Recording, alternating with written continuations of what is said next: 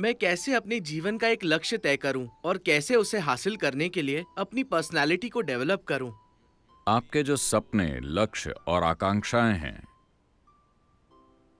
बेहतर होगा कि आप इस पर थोड़ा और समय लगाकर देखें कि क्या ये आपके लिए कोई मायने रखेगा 25 या 50 साल के बाद जब आप मर रहे होंगे। क्या ये फिर भी आपके लिए मायने रखेगा? आपको इस पर गौर करना चाहिए। आप जिस चीज की आकांक्षा कर रहे हैं, जिस चीज का सपना देख रहे हैं, जो लक्ष्य आपने तय किए हैं, क्या वो वास्तव में मायने रखेंगे? क्योंकि इनमें से ज्यादातर लक्ष्य फंदे हैं। वो फंदे हैं, आप उसमें अंदर जाते हैं और फंस जाते हैं, आप वापस नहीं मुड़ सकते। मैं चाहता हूं कि आप इस पर गौर करें, क्योंकि यहां कई लोग आपसे बड़े हैं। उनसे पूछिए, 18 साल की उम्र में उन्होंने जो सपना देखा था, वो खुशकिस्मत हैं कि वो सच नहीं हुआ।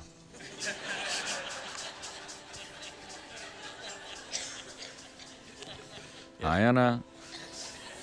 अगर आपके जीवन में आपकी हर इच्छा और हर सपना सच हो जाता, तो क्या आप इसे सह पाते?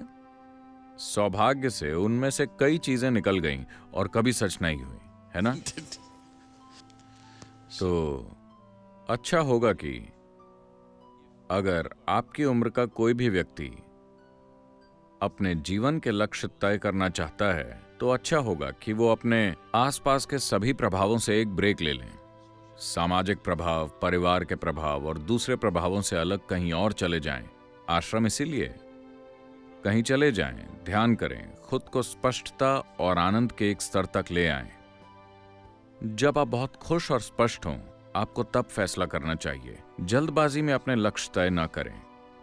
जल्दबाजी में तय किए गए लक्ष्य उस समय आपको बहुत महत्वपूर्ण लगेंगे। कल सुबह आपको पता नहीं कि आप उसके साथ क्यों उलझे हुए हैं। तो ये अच्छा होगा अगर आप अपना जीवन तय करने वाले हैं, तो अच्छा होगा कि आप ऐसा उस समय करें जब आप बहुत ही शांत, खुश और स्पष्ट दिमाग के साथ हों, है ना? अपने आसपास की किसी भी चीज से प्रभावित होकर नहीं। अकेले बैठकर सोचें कि आप अपने जीवन में वास्तव में क्या बनना चाहते हैं। कौन सी चीज हमेशा महत्वपूर्ण होगी आपके लिए, किसी और के लिए नहीं, आपके लिए। और आपको उसके लिए पर्सनैलिटी बनाने की जरूरत नहीं है। आप उस दिशा में मेहनत कीजिए, जरूरी पर्सनैलिटी अपने आप बन जाएगी। आपको पर्सनैलिटी का मतलब समझना चाहिए। पर्सनैलिटी शब्द परसोना से बना है। परसोना का अर्थ ग्रीक भाषा में, माफ कीजिए, लैटिन में होता है मुखौटा। एक मुखौटा जिसे पुराने थिएटरों में इस्तेमाल किया जाता था। एक ही व्यक्ति कई किरदार निभाया करता था। मान लीजिए स्टेज पर रामायण चल रही है, आपको राम का किरदार भी निभाना है और सीता का भी और लक्ष्मण का भी। हर किरदार के लिए एक एक मुखौटा है। आप ये मुखौटा लगाकर राम की तरह बोलते हैं, उसे नीचे रखते हैं। ये मुखौटा लगाकर सीता की तरह बोलते हैं, उसे नीचे रखते हैं। ये वाला लगाकर हनुमान की तरह बोलते हैं और फिर नीचे रखते हैं। नाटक इसी तरह किए जाते थे। तो इन मुखौटों को ही परसोना कहा जाता था। तो पर्सनैलिटी का मतलब है कि आपने एक मुखौटा लगाया और वो मुखौटा आपके चेहरे से चिपक गया, आप उसे निकाल नहीं पा रहे। इसका मतलब है कि आपकी एक पर्सनैलिटी है। पर्सनैलिटी ऐसी चीज है जिसे लोग डेवलप करने की कोशिश करते हैं, क्योंकि उन्हें अपने जीव का कोई एहसास नहीं होता। असली चीज के बजाय आप एक नकली चीज को मजबूत बनाने की कोशिश कर रहे हैं। अगर आप अपने जीव के साथ संपर्क में हैं, तो आपको पर्सनैलिटी क्यों चाहिए? इसकी कोई जरूरत नहीं है। आप अलग अलग जगहों पर अलग अलग पर्सनैलिटी रख सकते हैं। आप पहले से ऐसे हैं या एक ही पर्सनैलिटी के साथ अटक गए हैं? कुछ लोग अटक गए हैं। साधारण दिमाग के लोगों की सिर्फ एक पर्सनैलिटी होती है। दूसरे लोगों की जीवन के अलग अलग क्षेत्रों में अलग अलग पर्सनैलिटी होती है ना? अगर आपने मुझे 1999 से पहले देखा होता, यानी ध्यानलिंग की प्राण प्रतिष्ठा से पहले, तो मैं एक बिल्कुल अलग तरह का व्यक्ति था। ठीक है, इस हद तक कि मेरे बारे में हर चीज अलग थी। उससे पहले भी ऐसी चीजें हुई थीं जो मेरे काबू में नहीं थीं, मगर यह जानबूझकर किया गया था। उस समय मेरा दिमाग सिर्फ एक ही मकसद पर केंद्रित था। मैं एक तरीके से हुआ करता था। मुझे नहीं लगा था कि मैं उसके बाद जीवित रहूंगा, मगर किसी न किसी तरह चीजें होती गईं। फिर मैंने सोचा अब काम पूरा हो गया है, अब मैं अपनी पर्सनैलिटी को पूरी तरह बदल लेता हूं। उस मकसद के लिए मैंने एक खास तरह की पर्सनैलिटी अपना रखी थी, और अब जब वो पूरा हो चुका है, मैंने सोचा कि उसे बदल लेते हैं। मैंने अपने करीबी लोगों से कहा, मैं अपनी पर्सनैलिटी बदलने जा रहा हूं, हैरान मत होना, मैं अभी भी वही बंदा हूं। उन्होंने कहा कोई बात नहीं वगैरह वगैरह। मैंने कहा बस मेरे साथ बने रहना, क्योंकि मेरे बारे में हर चीज बदल जाएगी। जिस तरह मैं काम करता हूँ, बोलता हूँ, कपड़े पहनता हूँ, जिस तरह हर चीज करता हूँ, वो बदल जाएगा।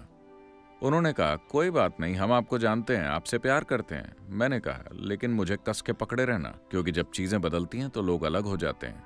बहुत से लोग अलग हो गए क्योंकि उन्हें विश्वास नहीं हो रहा था। जिस व्यक्ति को वो जानते थे वो कहाँ गया? वो व्यक्ति बस गायब हो गया। You know, ये एक नया व्यक्ति है। वो इस नए व्यक्ति के साथ पहचान नहीं जोड़ पा रहे थे। मैंने उन्हें बताकर खुद को बदला, इसके बावजूद वो अलग हो गए। कई सारे लोग जो मुझे बहुत प्रिय थे और मेरे बहुत करीब थे, वो छोड़कर चले गए क्योंकि मैं नाटकीय तरीके से बदल गया। और मैंने उन्हें बताया था कि मैं बदलने जा रहा हूं, क्योंकि काम का एक चरण पूरा हो चुका है। अब मेरी पर्सनैलिटी को बदलने का समय था। मैं जैसा दिखता हूं, जैसे कपड़े पहनता हूं, जैसे बोलता हूं, मैं जैसा हूं, मेरे बारे में हर चीज, यहां तक कि मैंने अपनी पसंद का खाना भी बदल दिया। मैंने अपनी पर्सनालिटी बदली तो मैंने सोचा कि अपना खाना भी बदल दूं। तो पर्सनालिटी ऐसी चीज है जिसे आपने अपनाया है, मगर उसे लेकर आप इतने बेखबर हो गए हैं कि आपको वो असली लगने लगी है। आप पूछ रहे हैं कि इसे कैसे डेवलप करें, इसका मतलब है कि आप उसे बना रहे हैं, है ना? आपके कामकाज के लिए जैसा जरूरी हो इसे वैसा बनाएं, लेकिन आपके पास उसे उतार कर नीचे रखने की आजादी होनी चाहिए। अगर वो आपके चेहरे से चिपक गई तो बहुत दुख मिलेगा, फिर सारी पीड़ा आपको भुगतनी होगी। आप किसी भी तरह की पर्सनालिटी अपना सकते हैं, मगर जब आप उसे हटाना चाहें तो आपको उसे हटाने में सक्षम होना चाहिए। एक संत हुआ करते थे।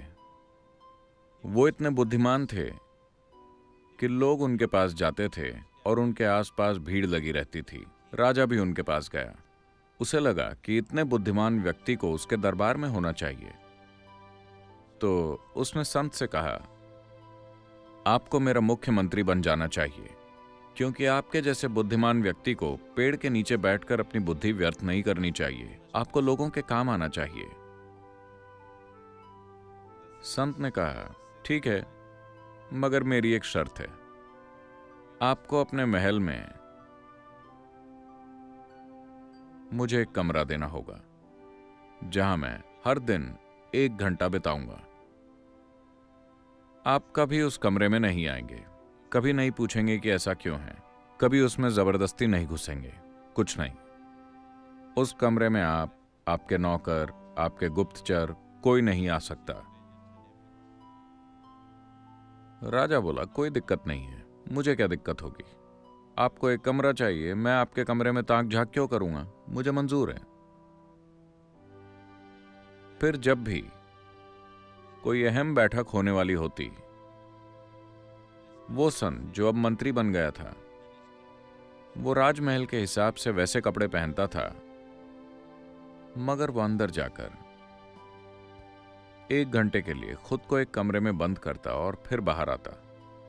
कुछ महीने और साल बीत गए, मगर फिर राजा की जिज्ञासा, ये जिज्ञासा हमें मंगल तक ले जा चुकी है। वो जानना चाहता है कि आखिर वो आदमी अंदर क्या करता है।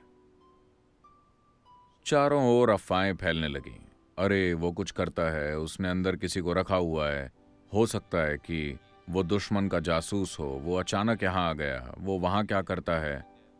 हर कोई, पूरा महल कानाफूसी करने लगा कि वो उस कमरे में क्या करता है। हर कोई उस कमरे में झांकना चाहता है, मगर हमेशा ताला लगा रहता है। वो आदमी अंदर जाता है, थोड़ा समय बिताकर बाहर आता है। खास तौर पर अगर कोई महत्वपूर्ण काम होना है, वो अंदर चले जाता है।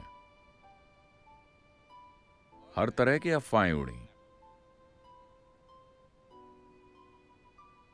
तो एक दिन राजा से रहा नहीं गया। राजा ने उस आदमी से पूछा, मैं देखना चाहता हूं कि उस कमरे में क्या है। उसने कहा, आपने मुझसे एक वादा किया था, अगर आप वादा तोड़ते हैं तो मैं चला जाऊंगा। राजा ने खुद पर काबू किया। वो उन्हें खोना नहीं चाहता, वो बहुत बुद्धिमान है। और फिर उसके दूसरे दरबारी उसके कान भरने लगे, आप कुछ क्यों नहीं करते, पता नहीं अंदर क्या चल रहा है, कुछ खतरनाक हो सकता है, ये हो सकता है, वो हो सकता है। एक दिन जब वो नहीं थे, उन्होंने दरवाजा तोड़ा और अंदर चले गए। उन्होंने चारों ओर देखा, कमरा खाली था, कोई फर्नीचर या कुछ भी नहीं, बस खाली कमरा। उन्हें कुछ नहीं मिला। वो यहां क्या करता है? फिर एक कोने में उन्हें बहुत पुराने कपड़े लटके हुए मिले और एक भिक्षा का कटोरा। उन्होंने पास जाकर देखा। उन्हें समझ नहीं आ रहा था कि ये क्या है। फिर वो अंदर आए और बोले, तो देख लिया आपने? राजा ने पूछा, आप यहां क्या करते हैं? वो बोले, जब भी मुझे कोई अहम फैसला करना होता है, मैं यहां आता हूं, अपने पुराने कपड़े पहनता हूं और भिक्षा का कटोरा लेकर बैठता हूं, ताकि मैं मैं महल की सारी चीजों में फंसना नहीं चाहता। मैं अपनी समझ को खोना नहीं चाहता इन कपड़ों और इन गहनों और बाकी चीजों में। तो मैं यहां आता हूं, ये कपड़े पहनकर अपना कटोरा लेकर बैठता हूं, फैसला करता हूं और बाहर आता हूं। मगर आपने वादा तोड़ दिया है और वो चले गए। So, this is what meditation is for you. Every ध्यान day आपके लिए यही है। हर दिन जब आप बैठते हैं, आप खुद को निर्वस्त्र कर लें। आपको इसके लिए कुछ नहीं करना है। बस जब आप यहां बैठें, देखिए, कोई भी चीज जो बनाई गई होती है, उसे लगातार आपकी मदद की जरूरत होती है ना? मान लीजिए, अगर आप एक झूठ बोलते हैं, उसे बनाए रखने के लिए लगातार आपकी मदद की जरूरत है ना? लेकिन अगर कोई चीज सच है, तो आप उसे भूल भी सकते हैं, फिर भी वो मौजूद रहेगी, है ना? आपको मेरी बात समझ आई? अगर कोई चीज सच है, अगर आप उसे भूल भी जाएं, वो फिर भी मौजूद रहेगी। लेकिन अगर वो एक झूठ है, आपको उसे बनाए रखना पड़ेगा। आपकी पर्सनैलिटी एक झूठ है। आपका जीव, आपका अस्तित्व ही सच है। आपको उसे बनाए नहीं रखना है, वो वैसे भी मौजूद रहेगा। आप समाज के लिए जो रूप रचते हैं, समाज में काम करने के लिए आपको एक तरह के मेकअप की जरूरत पड़ती है। आपको उसे उतारने में सक्षम होना चाहिए। अगर आप सोने जाते हैं पूरे मेकअप के साथ, तो आपके साथ कुछ गड़बड़ है।